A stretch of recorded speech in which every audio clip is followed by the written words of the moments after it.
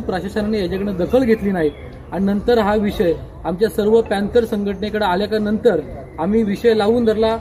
Senior PI Bagul सरांना भेटलो, याच्यामध्ये एसपी मॅडमना भेटलो, याच्यामध्ये मॅडमनी पुन्हा चौकशीचे आदेश दिले। आदेश दिल्यानंतर त्याच्यामध्ये निदर्शनामध्ये आलं की कृष्णा सोनला मार दिलेला आणि ते गंभीर अवस्थेमध्ये हॉस्पिटलला 5 दिवस ऍडमिट होते। ही धक्कादायक घटना घडून आपल्या जिल्ह्यामध्ये ही छत्रपती शिवाजी महाराज डॉक्टर बाबासाहेब आंबेडकरांची भूमी आहे आणि या भूमीमध्ये पोलीस रक्षक भक्षक बनलेले आहेत आणि अशा पद्धतीने पोलीस जर आमच्यावर अन्याय करत असतील तर आम्ही न्याय कुणाकडे मागायचा।